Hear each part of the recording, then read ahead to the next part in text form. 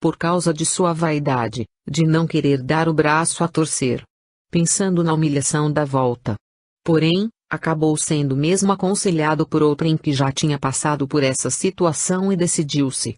Foi quando nessa noite resolveu voltar, assim como quem estava com saudade. Querendo rever os velhos companheiros de lá. E Preto Velho cantava. Sabia e cantava. Esperando, velho de fato e direito. Quando apareceu ele a ovelha transviada. Desconfiado, cabreiro, como se diz na gíria de terreiro. Todos os companheiros antigos ficaram alegres, já estavam preparados, encorajaram-no apontando para o Preto Velho. Olha, fulano o velho tá te esperando. Emocionado, aproximou-se da entidade amiga, ajoelhou-se e não disse nada. Não tinha o que dizer, ou melhor, disse tudo nesse gesto de ajoelhar. Preto Velho disse para ele: lembramos bem, levanta, meu filho, só se ajoelha quando se reza pra Zambi ou pra Oxalá e esse Preto Velho não é merecedor disso. Deu-lhe uma lei que pedia, vários conselhos de conforto e voltou com outro pontinho, indefinível para muitos dos que ali estavam, com a mão por cima de sua cabeça. Ei-lo! Na ladeira de Pilá. Tombado. Bota fogo nisso apê. Pra nasceu Otafulo.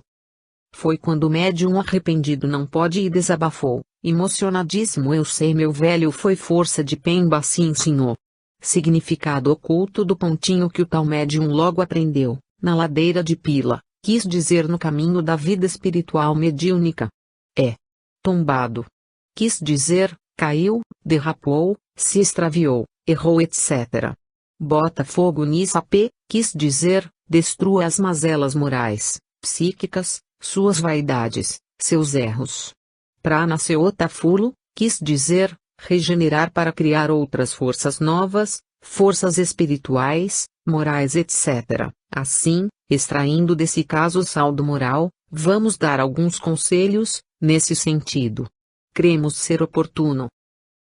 Irmão médium, se você anda por aí, às tontas, fazendo cabeça, se enterrando cada vez mais de terreiro em terreiro, não continue assim, volte para sua tenda, de vez que você sabe que ela é digna, se pauta na linha justa da caridade, da moral, da humanidade e da sinceridade. Por que fez isso? Cuidado!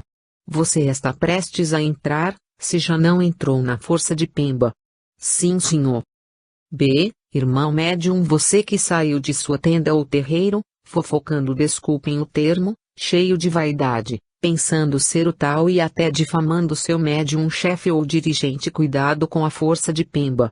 Sim senhor, essa expressão é muito conhecida e citada no meio. Ela significa uma espécie de disciplina imposta pelo guia ou pelos protetores afins e responsáveis pelo médium da corrente astral de Umbanda, quando ele se extravia, quando erra, por causas diversas. Irmão médium, você foi causa de pisilha, conscientemente, em sua tenda e de lá saiu, cheio de empáfia, pensando já ter os conhecimentos de lei para abrir terreiro ou agrupamento? Você provocou cisões por causa dessa sua imbecil vaidade? Pois saiba, você semeou maus ventos e vai colher tempestades. Se já não as colheu, você foi desleal e ingrato. Se você foi isso e o fez em gira de Preto Velho, você vai ver o que é força de Pemba. Sim senhor. Traição, ingratidão, deslealdade, difamação, não tem perdão assim como você pensa. Cuidado. É na força de Pemba. Sim senhor. Que você vai ver quanto está lhe custando ou vai custar tudo isso. Quizílias, que você semeou no terreiro, em família. Abandono de amigos e traições? Choques morais? Também podem lhe acontecer, porque, força de Pemba. É a lei. Não dorme não senhor. Você abriu o terreiro? Com que ordens e direitos de trabalho? Cuidado com o astral inferior, que na certa, já sabe que você é faltoso, está errado e com toda certeza já o envolveu e deu-lhe alguns tombos. Você caiu, machucou-se, quebrou costelas, pernas, pés, etc. Pensa que foi mero acidente? Coitado. Isso é força de Pemba. Sim senhor. Que o baixo astral aproveita para judiar, pois você está desguarnecido, essa é que é a verdade. Quem mandou trair os sagrados compromissos que assumiu com Preto Velho? Preto Velho é a lei, representa as ordens e os direitos de trabalho da sagrada corrente de Umbanda. Mas, não é mau, nem castiga diretamente, mas sabe que força de Pemba. É a lei que você infringiu, traiu e que tem de processar o seu curso de ação e reação normal, ou seja, o que semeares, isso colherás. E seus guiais e protetores? Na certa que você pode pensar que lhe estão dando cobertura. Qual? Você está nessa altura é mesmo com um belo quiumba, matreiro, velhaco, sugando-o, envolvendo-o, dominando-o. Isso sim.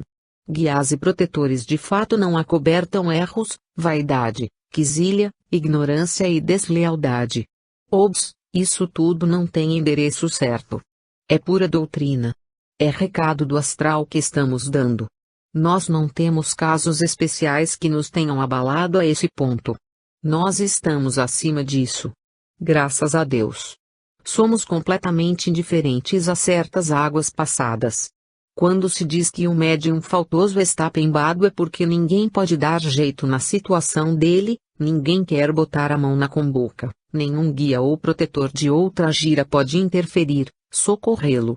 Pois é força de Pemba mesmo que ele está enfrentando, é a lei interna moral e espiritual que infringiu e portanto, está sendo disciplinado. Essa disciplina, às vezes, é sutil, porém, segura. O médium errado leva anos até debaixo dela, enfrentando certos impactos, certos tombos duros, de um lado e de outro, sem se aperceber de que está apanhando, mesmo porque força de Pemba é lei. Sim, senhor. Muitos médiums, de acordo com a gravidade de seus erros e com a dureza de seus corações, vão até o suicídio, como já tem acontecido por esses congás afora. Sobre as encruzilhadas de ruas, os cemitérios e os chamados cruzeiros das almas dos mesmos. Revela lamentável falta de entendimento ou total ignorância das mais simples regras da corrente astral de Umbanda, a criatura que se diz ou que pretende ser umbandista praticante, quando faz os chamados despachos para Exu nas encruzilhadas de nossas ruas. Muitos ao procederem assim, ou têm consciência do mal que estão fazendo do que duvidamos muito ou estão cegos pelo fanatismo tradicional de certos terreiros que os induzem a levar oferendas para Exu nas encruzilhadas de ruas. Já o dissemos e reafirmamos agora, alto e bom som, que Exus de lei, guardiões ou cabeças de legião, não fazem o seu habitat vibratório nesses ambientes, isto é, não operam diretamente nessas encruzilhadas. É preciso lembrarmos mais uma vez que, quem opera, quem infesta esses lugares, são as diversas classes de espíritos atrasados, dentre os quais os chamados quiumbas e esses grandes marginais do astral. É necessário sempre se ter em mente que as encruzilhadas de ruas são verdadeiros sugadouros das mais diversas ondas de pensamentos, mormente as negativas de toda espécie, pois que são pontos onde as criaturas passam por caminho que se cruzam, criando e alimentando assim um constante cruzamento vibratório de pensamentos que se repelem ou se atraem, por afinidades, e por causa disso mesmo são escolhidas as encruzilhadas como os pontos de concentração preferidos pelo que há de mais baixo no astral inferior. E para darmos mais um simples exemplo de relação, é bastante lembrarmos que em quase todas as encruzilhadas de ruas existem botequins nas suas esquinas, isto é, casas onde ingerem bebidas alcoólicas, embriagam-se, brigam e proferem palavrões etc. Já por aí se vê que a formação vibratória desses ambientes tem, forçosamente, que ser baixa. Espíritos viciados, perturbados, odientos, vingativos, brigões, enfim, tudo quanto se pode qualificar como marginais do astral dos mais inferiores planos e condições. Procuram ávidos esses pontos de concentração chamados encruzilhadas de ruas para vampirizar, perseguir e saciar desejos, bem como atacar, perturbar e seguir os encarnados que por ali passarem de portas abertas, isto é, dentro de condições vibratórias afins. Assim é que, quando se bota um desses tais despachos, aí é que eles vibram de contentamento, porque caem vorazes em cima da oferenda e marcam logo a aura ou o corpo astral do infeliz ofertante, para segui-lo e daí poderem se insinuar sutil e seguramente em seu psiquismo, a fim de sugerir-lhe, sempre que desejarem, mais oferendas, ou seja, mais despachos etc. Não largam mais a presa e acabam fazendo do pobre e ignorante ofertante um escravo. Portanto, cremos que ficou bastante claro e compreensível, que não é nesses ambientes de encruzilhadas de ruas que o verdadeiro Exu habita ou tem seu campo vibratório de trabalho, sabendo-se que o Exu de lei, assim como 7 encruzilhadas, Marabô, o Tranca-Ruas, Tiriri, a Pombagira e outros, tão difamados e vilipendiados pela ignorância e pela maldade de maus filhos de fé, cumpre uma função kármica, não é nenhum espírito boçal, ignorante ou atrasado, no sentido que lhes emprestam, pois muitos desses Exus citados já foram em encarnações passadas, até reis ou altas personalidades, na ciência e na política, no militarismo e até grandes sacerdotes num passado longínquo. O porquê de terem decaído ou se colocado nessas condições kármicas, só eles é quem sabem, ou melhor, só quem pode responder a isso corretamente são os tribunais do astral, que os colocaram nessa faixa, ou nessa função, porque, não resta a menor dúvida, são grandes magos negros, têm conhecimentos poderosos neste mister. E naturalmente a eles está afeto o trabalho de controlar, frenar as variadas legiões de marginais do baixo astral. Assim é que, se um necessário trabalho não for encaminhado através deles os Exus de lei, esses que estão, repetimos, dentro de uma função kármica, não tomam conhecimento direto por nenhuma oferenda posta nessas encruzilhadas de ruas, a não ser que, em condições excepcionais, peçam que ali sejam depositadas.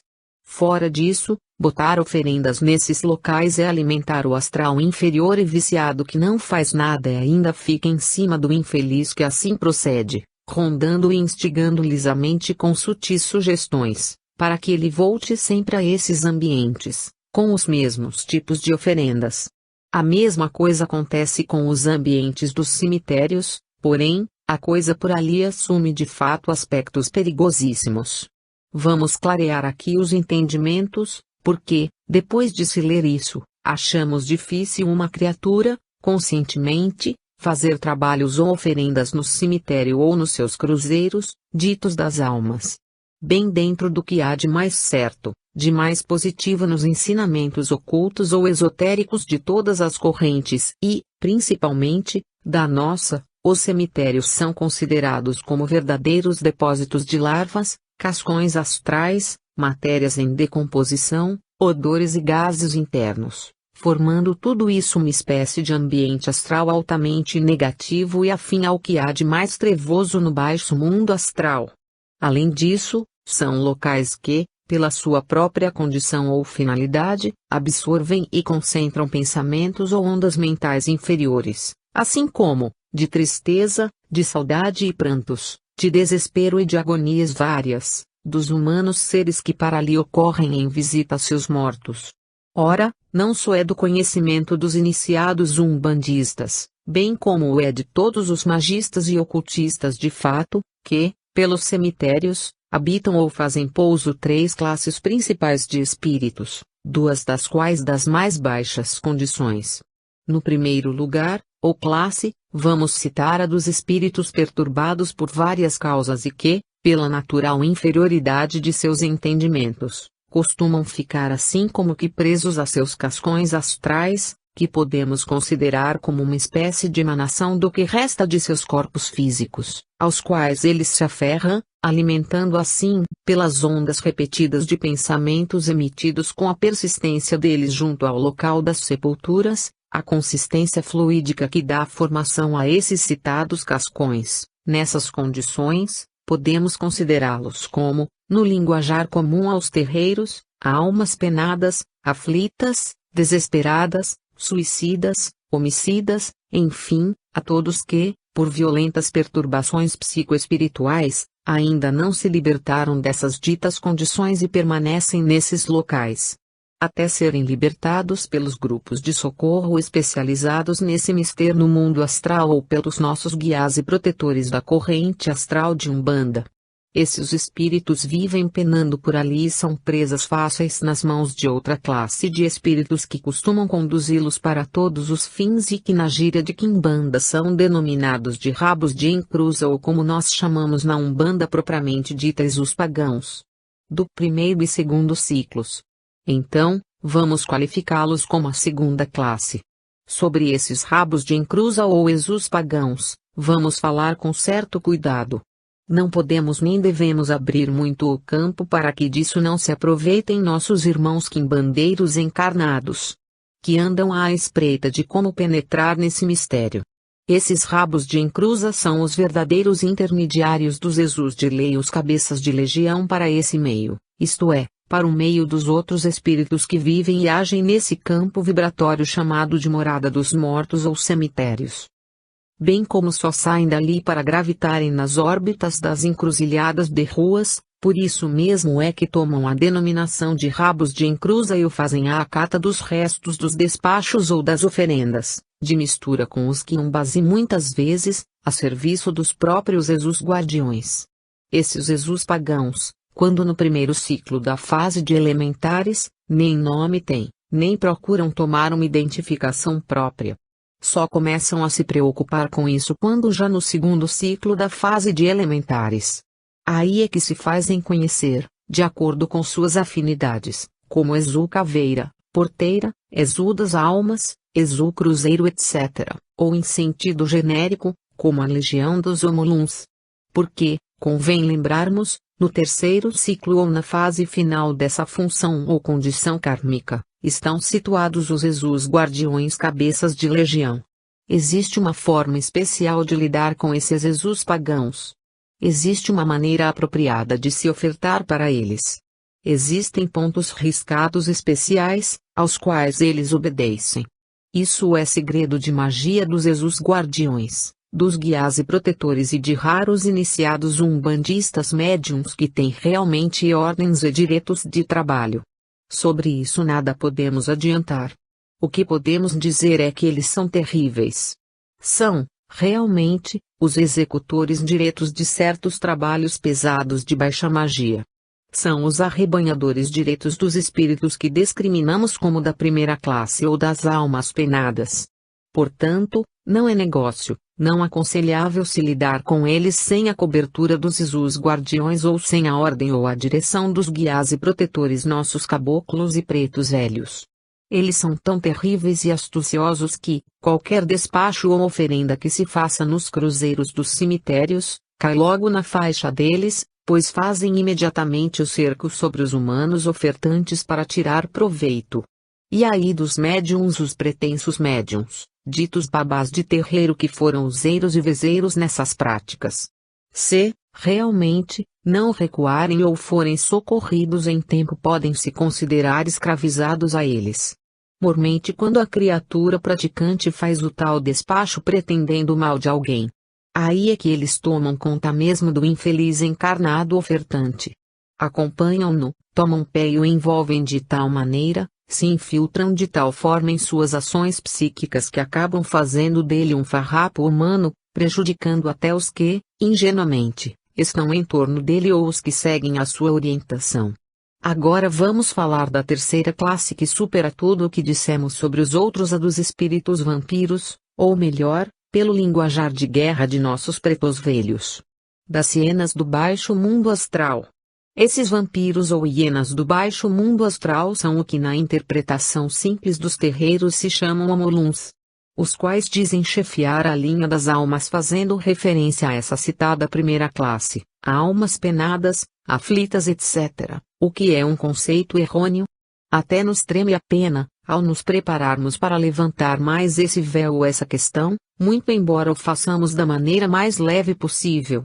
Porém, temos que o fazer no inadiável dever do esclarecimento e também no propósito de tentar a salvação de irmãos que, cegos pela ignorância, por ali trafegam com seus despachos, sem saberem que, com a repetição dessas práticas, estão assinando suas sentenças kármicas, pois que ficam comprometidos, presos a esses sugadores infernais e quando desencarnarem serão mesmo sugados para certas regiões ou antros de trevas do astral inferior, por esses vampiros ou por essas hienas a quem eles tanto alimentaram com oferendas grosseiras. Pois que, esses espíritos vampiros não são nem o que podemos considerar como os citados Exus pagãos, dos primeiro e segundo ciclos de evolução na faixa vibratória dos Exus de lei. São, em realidade, seres espirituais que, por circunstâncias que fogem completamente a uma explicação cabível nessa obra, nem ainda encarnaram uma só vez. Não têm nenhum corpo astral ainda aplicável ao reino homenal. Vivem, se alimentam dos odores ou das putrefações cadavéricas e sentem irresistíveis desejos pela vida carnal, bem como por todo tipo de oferenda pesada, que leve sangue, carnes, álcool e coisas similares. Infelizes, desgraçados dos praticantes de baixa magia que botam esse tipo de oferendas nos cruzeiros dos cemitérios ou mesmo dentro deles ou nos portões.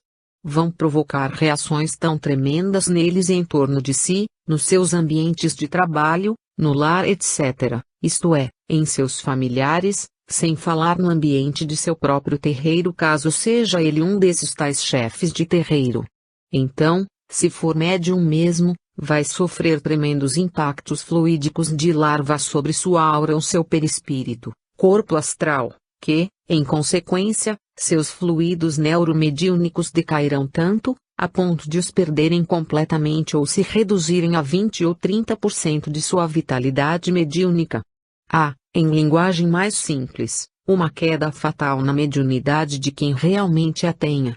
Para darmos apenas mais um simples exemplo, podemos afirmar com toda a certeza que, se a criatura médium for apenas uma vez a esses locais para fins de tais trabalhos ligados a esses tipos de oferendas, pode procurar imediatamente os socorros espirituais de uma boa tenda de umbanda, porque, se não, vai ver o que acontecerá para o futuro em sua vida.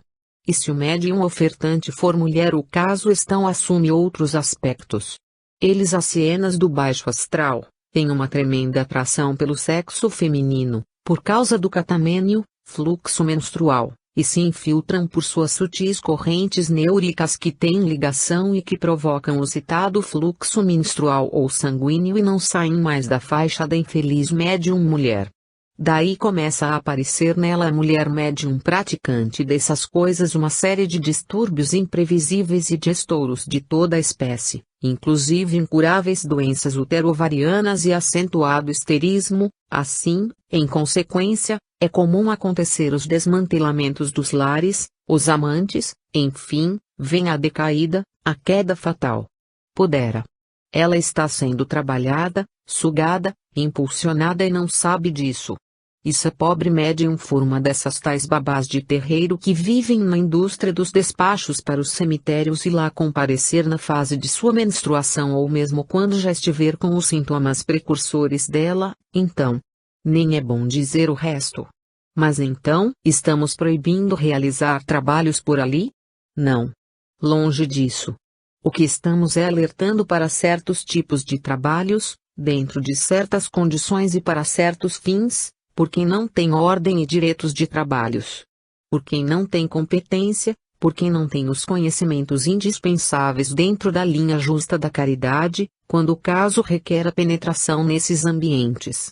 Em suma, só se deve fazer certos e necessários trabalhos nesse setor quando a ordem parte de uma entidade mentora, de um guia, de um protetor, isto é, de um caboclo ou preto velho de verdade, que se responsabiliza e sabe como manda, como faz e como encaminha o dito trabalho. Porque ele faz a cobertura espiritual, toma precauções especiais, quer por cima, quer por baixo. Fora disso, é suicídio mediúnico, espiritual ou kármico. E finalmente, para demonstrarmos que nosso caso, ou missão, é esclarecer, guiar etc., vamos dar algumas das principais precauções que o médium umbandista deve tomar, quando, por alguma circunstância ou mesmo para fim de algum trabalho necessário de ordem superior e na linha justa de uma descarga ou obrigação de caridade, tiver de penetrar nesses locais cemitérios. Ao sair da tenda ou de sua casa, acenda uma lâmpada, iluminação pelo azeite, em louvor de sua entidade de guarda, faça suas orações de firmeza e ponha um copo com água ao lado. A luz da lamparina deve permanecer até se acabar todo o azeite. A água de copo deve ser despejada, depois, numa planta qualquer. B. Não ponha no pescoço nenhuma guia particular de caboclo ou preto velho, como nenhum talismã que porventura possua. Se assim fizer, vai abalar a tônica eletromagnética deles e isso implicará depois numa limpeza e afirmação especial. C. Coloque em seus bolsos 3 dentes de alho e 3 pedras de sal grosso. D. Ao chegar na entrada do cemitério, o portão, faça uma evocação mental para sua entidade de guarda e para seu protetor mais afim, em nome de Miguel Arcanjo, para que ele o possa acompanhar. De par com isso, leve um pedaço de carvão virgem e faça uma cruz, riscar, em cada sapato, sola. E, depois que tiver realizado o que foi fazer, retire-se e logo à saída deixe ficar os 3 dentes de alho e as pedras de sal. F. Ao chegar à porta de sua casa ou de seu terreiro, deve ser esperado com um defumador de palha de alho ou outro apropriado, para uma vigorosa defumação. G. Não entre calçado. Bata bem os sapatos para escoimá-los de todo o pó ou terra proveniente do ambiente em que esteve. Trate de mudar toda a roupa que vestiu para essa obrigação e imediatamente leve-a para a lavagem. H. E sobretudo não se esqueça que tais obrigações têm que ser realizadas dentro do máximo respeito e ausência de qualquer conversação inadequada a esse ato. Respondendo a perguntas. Em todos os nossos livros, somos obrigados a entrar com esta seção, tamanho. É o número de cartas que recebemos e que na maior parte vamos arquivando, tantos são os assuntos e as perguntas que nos fazem através delas. Porém, ultimamente, se avolumou o número das que insistem com certas perguntas, quase na mesma toada, isto é, com ligeiras diferenciações de termos ou de sentido. Perguntam sempre o que sabemos e podemos dizer a respeito de certas sacerdotisas, de certos videntes, médiums disso e daquilo, de professores de ciências ocultas que pelo rádio dizem resolver tudo, de certos doutores ou professores de africanismos, de cartomantes e quiromantes e sobretudo de certa turminha que anda por aí de caboclos com penacho e tudo, fazendo misérias, ou seja, de goelas abertas para o santo dinheirinho da santa ingenuidade da massa. Consultante. Eis o que, mais ou menos, nos tem perguntado. Só podemos responder a isso, abrindo este título, no Império da Mistificação ou na Rede dos Espertalhões. Sim, parece incrível, para quem não está por dentro dessa coisa toda, que possa ainda existir tamanha quantidade de pessoas ingênuas, crédulas, ao ponto de sustentar essa turma de vampiros, de espertos, de puladores que pululam por aí, mamando nas tetas de tanta gente boba e acreditem.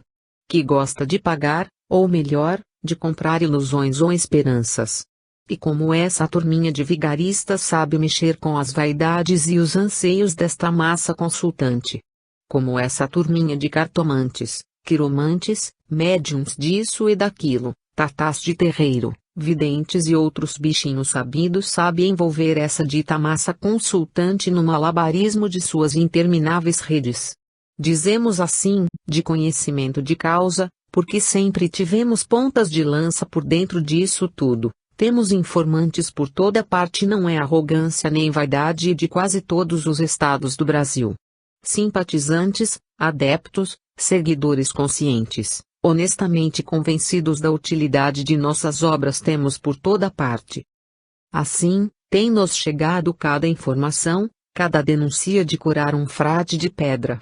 Até de Uruguaiana ali juntinha da Argentina, temos informantes, que, em recente comunicação, nos diziam que, revoltados com certas imoralidades numa sessão de Umbanda, pais de mocinhas acabaram com ela, a punta del faca e a lazo.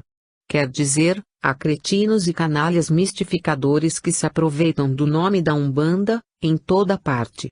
Então, por aqui, por essa Guanabara credo em cruz. Santo Onofre que nos valha. Dá-nos vontade até de parodiar certo doutrinador quando diz, ou dizia, se eu pudesse falar. tudo o que sei, isto é, por escrito. Porém, minha censura íntima não deixa. Mas vamos dizer alguma coisa, para toda essa gente boa e amiga que pergunta. Meus irmãos, não caiam nessa conversa mística, nesse conto do vigário de sacerdotisas improvisadas. Esse negócio de sacerdotisas receberem deuses e divindades, santidades do céu, da terra, do mar e da lua e por trás da cortina cair nos transes da missa negra. É uma arapuca perfumada, é uma ratoeira perigosa. Cuidado com essas mariposas do astral, meus irmãos. Não creiam, em absoluto, que humanas criaturas, cheias de mazelas, de vaidades e de tanta coisa mais, possam ser veículos de espíritos santificados, divinizados, etc. Meus irmãos, não se fanatizem. Aprendam a vê-las como realmente são. Perfumes, joias exóticas, balandraus de luxo, roupões à oriental em curvas de mulher insinuante, ou mesmo ricas roupagens de santo em babá cheirosa, jamais despertaram a espiritualidade e muito menos concentração no bicho-homem. Ou vocês sabem da coisa e estão pedindo apenas confirmação? Irmãozinhos, deixem de ingenuidade. Ou será que vocês ficaram abobalhados com elas? Bem, passemos a outro ângulo desse tema. Irmãzinhas, vocês não estão vendo que esse negócio de cartomante e quiromante tipo cigana, que sabe tudo, vê tudo, desmancha tudo e dá felicidade nos negócios do duro metal e do mole coração é papa fina para se infiltrar na bolsa de vocês? Nesse aspecto temos pena mesmo do elemento feminino que é roxinho por essas coisas. É quem dá o ganha-pão a essa turma. Irmãzinhas, deixem de ir tanto a cartomantes, videntes, etc. Vocês acabam, como tem acontecido, arranjando uma bruta complicação para seus lares. Essas cartomantes vigaristas têm várias chaves em engrenagem, sendo as principais essas: seu marido tem outra mulher. Assim, tá. Ou então, você, minha filha, está com um trabalho feito em cima, pela outra, assim, tá. Entenderam? Ora, vocês não sabem que essas cartomantes e similares querem o rico dinheirinho de vocês? E no fim vocês não sabem que tudo isso vem dar em desconfiança, ciúmes, brigas e separação? Enfim, de qualquer maneira essas espertalhonas acabam mesmo envenenando a alma de vocês. E quando essas madamas do baralho pegam moças velhotas que andam roxinhas para casar e certas viúvas desconsoladas e indóceis por outro marido, meu Santo Antônio de Pemba, aí sim, o que a coisa rende. E essas centenas de médiuns espertalhões que existem por aí, também, e que são procurados avidamente, porque trabalham com Exu fulano, pai cicrano, etc. Eta industrazinha rendosa. Como a turminha dos corre-gira gosta de dar o santo dinheirinho a eles. Essa turminha dos corre-gira está tão viciada, tão sugestionada, tão cheinha de superstição que se não lhe disserem que está chumbada, isto é, que há um trabalho feito, por isso e por aquilo, ela não acredita no santo. E é por tudo isso e mais outras que se formou o império da mistificação com uma tremenda e extensa rede de espertalhões. Eles já sentiram tão bem o ponto fraco dessa massa consultante, já penetraram tão bem em sua irresistível tendência mística e fetichista, em sua ingenuidade que é bastante um esperto qualquer pespegar um charutão na boca, arregalar os olhos, dar 2 pulos e 2 berros, dizendo se o caboclo incha peito ou mata 7, que essa pobre massa consultante acredita logo. Isso fazem com tal massa consultante de baixo, isto é, com o povinho simples, crédulo, sem alcance intelectual e espiritual. Mas existe a massa consultante de cima, isto é, os que estão social e intelectualmente muito acima daquela, como sejam, médicos, advogados, altos funcionários, comerciantes bem situados e outros mais que costumam se impressionar com médiuns que recebem entidades de nomes pomposos, assim como se que apresentam mestres orientais, reis, imperadores, príncipes, médicos famosos e principalmente de deuses lunares, e de sua santidade mãe fulana, etc. Para essa massa consultante de cima é bastante enfeitar o pavão, dizer-lhe que foram, em encarnações passadas, altas personalidades etc. E como passam as notas de Cabral em grossa escola. Ah! Que beleza, como é suave lidar com essa tal massa de cima. E como muita criatura médium vive por aí à tripa forra. À custa deles. Mas que temos nós diretamente a ver com isso? Diretamente nada. A nós não incomodam, pelo contrário, fogem de nós com o diabo da cruz. Toda essa turma de espertalhões nos conhece bem, range os dentes de ódio quando alguém lhe fala de nossas obras etc. Todavia, indiretamente, temos que ver com eles, pois é nossa missão doutrinar, esclarecer etc. Pois existem os que confiam em nós, perguntam e pedem luzes assim, por que não dizer-lhes as verdades como elas são? Entretanto, nossas obras já formaram escola e atualmente já existem duas alas, a de baixo e a de cima. A primeira é a dos exploradores, confusos e difusos, e a segunda é a dos que procuram a senda da verdade e da luz, e essa é a da nossa linha justa. Isso já é um acontecimento, é um fato. Portanto, temos alta responsabilidade moral e espiritual, temos gabarito alicerçado nos entreveros doutrinários, no cumprimento de uma missão, há mais de 20 anos. E sobretudo temos o sagrado compromisso que assumimos com a corrente astral de Umbanda de, também como encarnado, cumprir a nossa parte, no imperioso saneamento que se processa e que exige acima de tudo a verdade. E é bom lembrarmos a certos setores que, não adianta fazer onda, não tentem jogar pedras astrais no nosso caminho. Já o dissemos e vamos repetir, estamos escudados no sagrado direito da verdade, porque estamos de fato e de direito ordenados para dizer tudo o que já temos dito em nossas obras. Jogar pedras em nosso escudo é afrontar a justa ira daqueles que estão por trás dele, é enfrentar o justo revide das entidades executoras da corrente astral de Umbanda, porque nós mesmos não tememos nada, mas é um fato sermos um veículo necessário a essas entidades. Portanto, cuidado. Estamos acostumados a enfrentar um impacto de tremendas lutas astrais e humanas. Mas acabamos sempre de pé. E os outros? Ah! Os outros. Um dia contaremos história verdadeira de uma certa luta de bastidores. É só, irmãos consultantes. Sobre a chamada Cachoeira de Coroa Grande, Tinguçu, e a patética ignorância dos babás homens e das babás mulheres que para lá correm. Chegou a vez de esclarecermos algo sobre essa tão popular a famosa Cachoeira de Coroa Grande, e isso o fazemos em atendimento a centenas de pedidos de informações relativas ao valor ou ao nível dos trabalhos ou dos ritos que ali praticam os chamados de umbandistas. Devemos esclarecer aos de maior entendimento que é simplesmente patética a maneira pela qual essa maioria dos ditos como babás de terreiro homens e mulheres pretendem cultuar as forças da natureza pura em relação com as correntes vibratórias de Umbanda. Quem já foi a essa cachoeira, tendo um certo de discernimento sobre as correntes mágicas e espiríticas próprias da Umbanda, deve ter verificado que, por lá, fazem de tudo, menos Umbanda. Nesse livrinho estamos explicando o que são os sítios de reajustamento vibratório da corrente astral de Umbanda, inclusive a cachoeira, que por várias razões ou fatores de ordem mágica e científica, que não queremos explicar agora, é o mais puro dentre todos.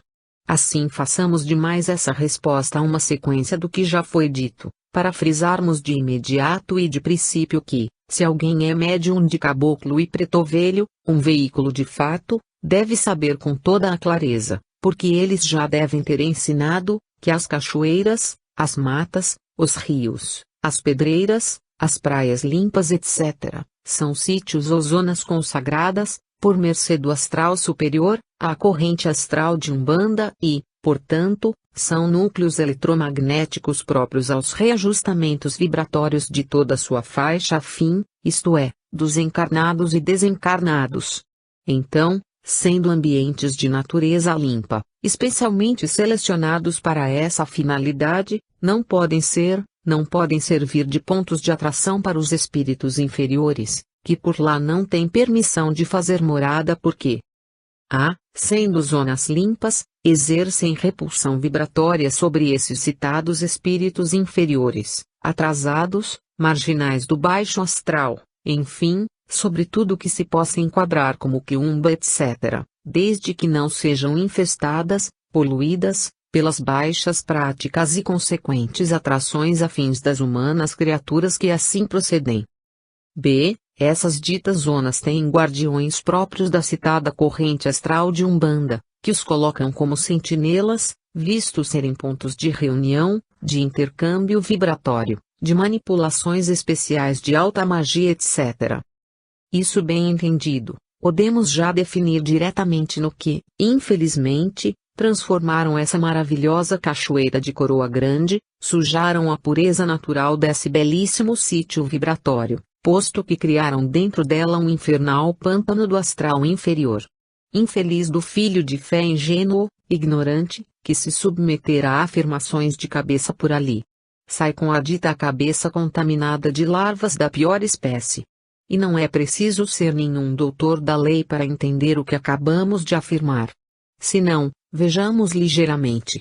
Logo na entrada, acumular uma nauseabunda e pretensa tronqueira de Exu, onde se vê, em depósito, como oferendas, é claro, cachaça, dendê, panelas e alguidar de barro, muitos com sangue ou carnes sangrentas, pipocas, charutos e velas em profusão, bruxas de pano crivadas de alfinetes, e mais, ossos, fitas, dentes de animais, farofas, tudo isso ainda de cambulhada com outros apetrechos da mais baixa magia.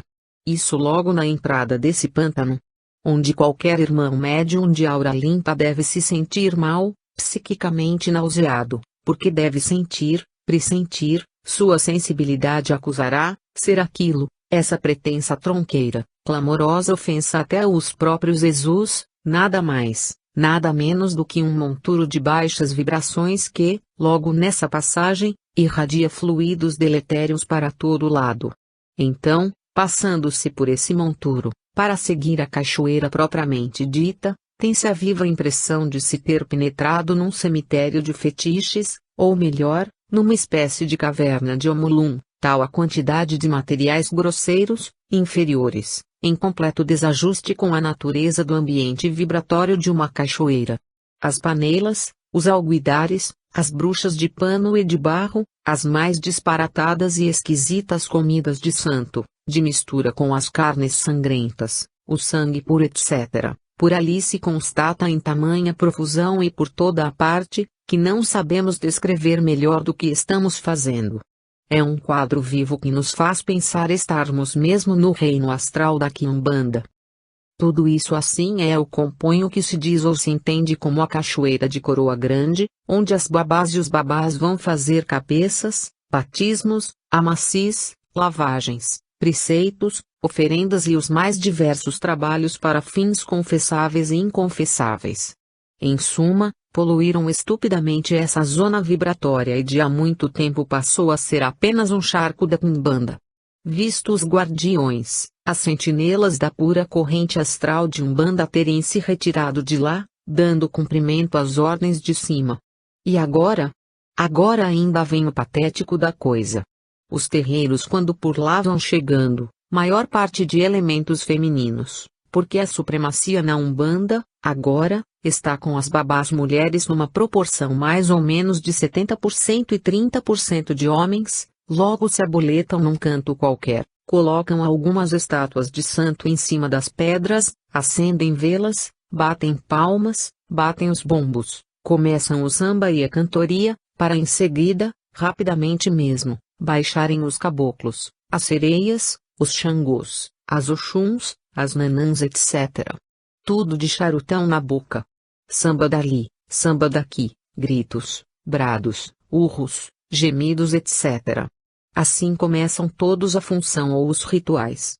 Daí processam as mais infantes preparações, os mais patéticos e esquisitos batismos ou lavagens de cabeça, sem procurarem saber ao menos o que os terreiros estão fazendo logo acima uns dos outros, para saber se podem operar em relação com o que estão praticando. Sim. É patética, é crucial a ignorância desses nossos irmãos de faixa, porque, podemos verificar várias vezes, Enquanto, por exemplo, certa babá lavava a cabeça de sua filha de santo e outra batizava uma criancinha de meses de idade, no outro terreiro acima processavam trabalhos pesados, etc. Portanto, perto, nas mesmas águas.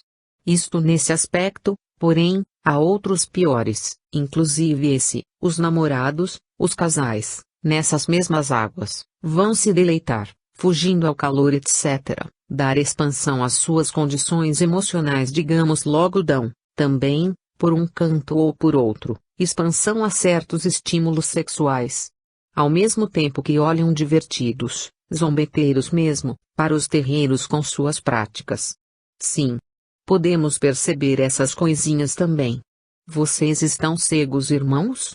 Ora, como se pode proceder, de sã consciência, a não ser por canastrice, cegueira espiritual, ignorância crassa, ingenuidade, fanatismo bruto, etc. Há certos amacis, há determinados preceitos, que devem ser seríssimos atos de magia vibratória nos reajustamentos, numa zona onde tudo isso existe, se processa. Onde impera a influência do baixo astral, que os homens quimbandeiros, catimbozeiros e candomblecistas atraíram e em consequência lá ficaram, fizeram morada. Onde estão os tão decantados guias e protetores ou mesmo os tais orixás desses tais babalaos, dessas tais babas mulheres que permitem essas coisas todas, feitas assim, naquelas condições, nessa coroa grande. Prezados irmãos, leitores e umbandistas, mais uma vez, um conselho: podem ir às cachoeiras, ninguém tem anda com isso, porém, escolham as de zonas limpas onde não se encontram ainda as sujeiras citadas. A cachoeira de Coroa Grande não serve mais, não é mais sítio ou zona aprovada pela corrente astral de Umbanda. Foi cancelada por tempo indeterminado como sítio de reajustamento vibratório desta corrente. Essa é a verdade. Quem tiver caboclo ou preto velho de fato e de direito, pode se inteirar disso. A pomba gira. Ainda dando sequência a essa série de perguntas ou pedidos de informações. Vamos às seguintes questões suscitadas: a perniciosa atração e envolvimento da conhecida como Exu Maria Padilha.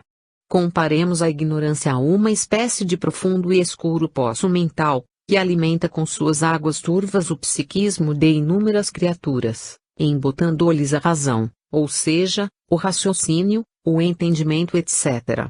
Portanto, é tarefa difícil, duríssima, escoar de certos psiquismos suas águas turvas, porém, não há que desanimar. Entremos com os límpidos canais de esclarecimento.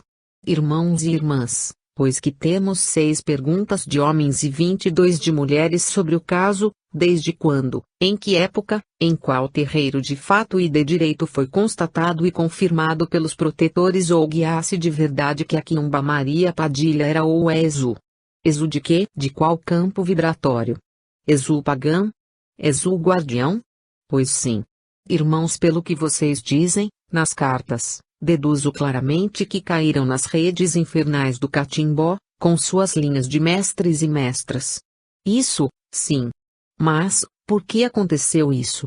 Ora, algumas coisas erradas, vocês andaram fazendo ou fizeram em vocês, em algum ambiente sujo vocês se meteram. Porque, creiam, procurem saber, indaguem dos guias e protetores quem é Maria Padilha. Por certo ficarão surpresos, quando eles disserem que Maria Padilha não é e nunca foi Exu, é sim, uma maga negra das linhas do catimbó. Cuidado com ela, irmãs. Toda médium que, por infelicidade ou por condições negativas quaisquer, tenha traído e caído nas malhas dessa entidade negra, acaba sendo estourada por ela mesma, compelida às decadências morais, para os desvios do sexo ou, quando não, para o vício da embriaguez. Essa maga negra do catimbó, com sua imensa falange do mesmo nome, vive a procurar faminta, sequiosa, por tudo quanto seja terreiro, médium feminino vaidoso, com certas tendências, ou com certas fraquezas, que lhe forneça pontos de contato ou de atração para ficar de alcateia sobre sua faixa mediúnica, magnetizando-a pela projeção de sutis e poderosos fluidos à sua vaidade de mulher, até chegar aos estímulos neurosensuais. Daí para se apoderar da médium, é fácil. É difícil a mulher resistir a certos estímulos à sua vaidade, pois a maga negra descobre logo qual os seus pontos fracos que deve manipular, estimular, etc. Assim é que, de anos para cá, em quase todos os terreiros, sim, porque é isso de Maria Padilha, Zé Pelintra, Caboclo Boiadeiro e outros, é importação recente, de uma corja de pretensos pais de santo que vieram lá das bandas do norte explorar a praça daqui, da atual Guanabara, visto terem encontrado nesse nosso bom povinho a mais santa das ingenuidades, ditos de Umbanda, certas médiums deram para receber, ou melhor, para trabalhar com Exumar e a Padilha. O impressionante é que elas, as médiums mulheres, ficam tão obcecadas com a condição de serem cavalos de Maria Padilha que fazem até questão de que todos saibam disso. Santo Deus! Senhores! Médiums dirigentes, cuidado com elas! Se essas coisas estão acontecendo em seus terreiros, abram os olhos, o estouro é certo a qualquer momento. Observem friamente o psiquismo dessas pretensas médiums, quando mediunizadas, e vejam se a coisa é duvidosa ou não é. Porque está acontecendo, é um fato que vocês podem comprovar, se é que estão por dentro do negócio. A maioria das criaturas que se dizem médiums de Maria Padilha, ou estão debaixo de certos estímulos histéricos, ou têm vida irregular, ou sérios deslizes morais. Corrijam-nas, irmãos dirigentes, enquanto é tempo. Procurem salvá-las da decaída total.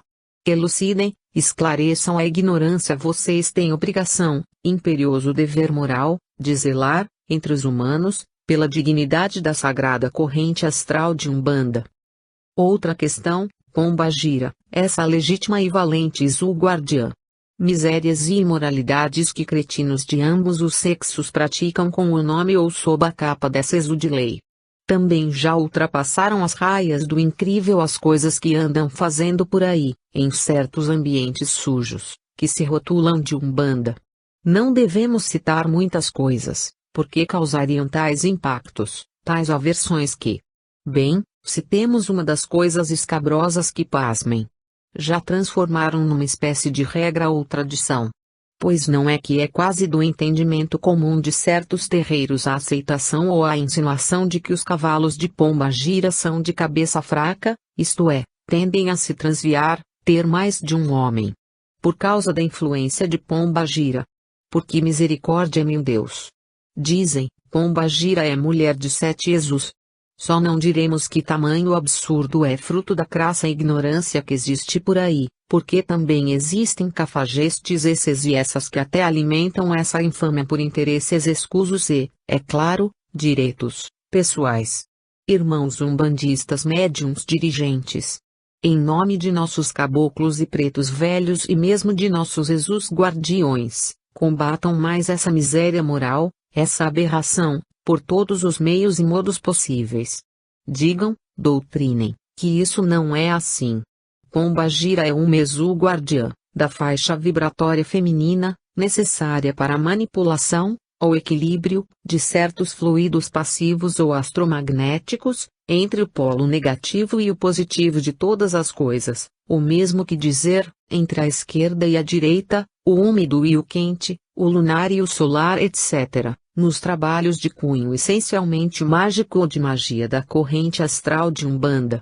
Portanto, quando afirmamos acima que existem cafajestes infiltrados na Umbanda, é porque temos notícia, informações de ver de que pretensos pais de santos são useiros e vezeiros no desvio de senhoras e moças, através do santo, apoiados nessa infame regra ou tradição.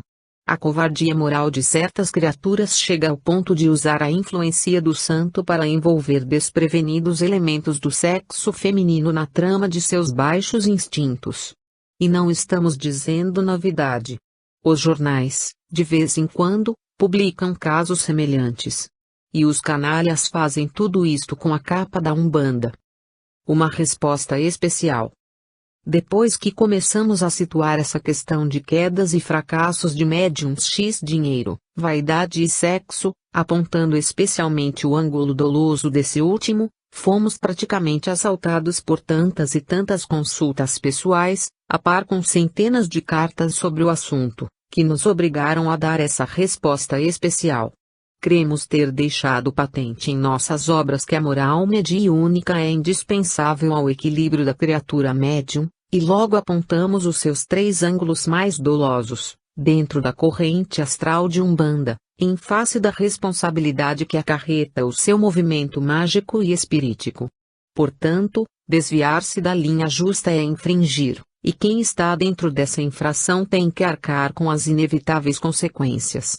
Todavia, nós apontamos diretamente para os ditos ângulos, ou melhor, mostramos quais eram, e agora, nessa resposta especial, tentaremos clarear mais o assunto solicitado, que é o sexo x sensualismo. Bem, prezados irmãos em dúvida e de consciências aflitas, pela interpretação de seus casos particulares ou singulares, nós ressaltamos quase que incisivamente aquele ângulo grosseiro, comum, que vem acontecendo por aí, pelos terreiros. E nós deixamos isso bem claro em nossa obra Mistérios e Práticas da Lei de Umbanda, pag 71. Consultem-na. Então, evidente que situamos a questão do desrespeito, desvio, queda, fracasso etc., pelo sexo via sensualismo, dentro do métier sagrado, mágico, religioso de um terreiro. Não poderíamos situar em nossas obras, e em poucas linhas esses casos kármicos de reencontros, reajustes e complementações súbitas e extraordinárias que a lei kármica faz executar entre 2 criaturas muitas vezes presas pelos laços do matrimônio com outras e sob condições de vida emocional adversa, e que são incapazes de resistirem a tais reencontros kármicos. Como enquadrar ângulos tão profundos da lei kármica, assim, dentro desse citado ângulo comum, grosseiro, rasteiro, de sexo via sensualismo? Certos casos têm seus aspectos kármicos particulares. Transcendem ou remontam a encarnações passadas. Dependem de um estudo especial. De uma alta interpretação oculta, do porquê aconteceu naquela altura e naquela hora. E sobretudo ainda há os casos de providência kármica sobre uma criatura, quando a lei faz que reencontre aquele alguém, no momento em que, homem ou mulher, mais necessita disso, como uma condição excepcional, ou como uma providência salvadora, a fim de promover determinados equilíbrios etc. Mas isso, quando acontece, não vem apenas pela via do sexo e jamais pela do sensualismo cru e nu, do desrespeito, desvio, aproveitamento etc. Acontece no imperativo de certos anseios mais elevados, assim como pela necessidade de que uma criatura sinta e mereça preencher seu psicossomatismo, já em condições apáticas, deploráveis, no caminho da diluição afetiva, ou no desencanto total, mormente se ela ainda tem o resto do caminho a trilhar ou se ainda não completou a sua missão, seja ela em tal ou qual setor. E com isso não queremos dizer que 2 criaturas se reencontrem e se amem apenas psiquicamente. Seria até ridículo e infantil tal conceito. Não. O sexo vem fatalmente, complementando aqueles anseios elevados, dentro de sua justa condição. Jamais pelo sensualismo grosseiro pela atração estúpida da carne pela carne. E ainda existe a promoção de casos singularíssimos, quando há 2 criaturas serem casadas na encarnação anterior, e uma mulher ter traído a parte, miseravelmente. Porém, consegue regenerar-se e passa a amar o esposo, para logo desencarnar sem se redimir completamente.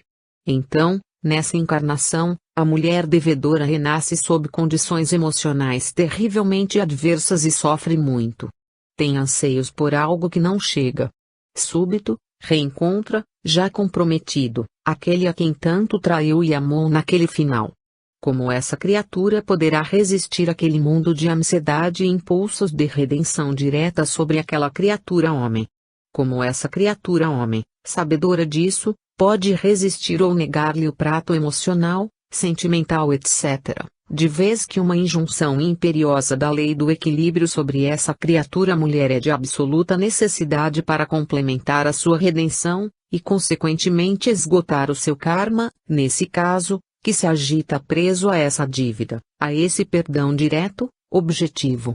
O dar de beber a quem tem sede deve ou não deve ter a sua interpretação e aplicação corretas, pelo sentido oculto da regra.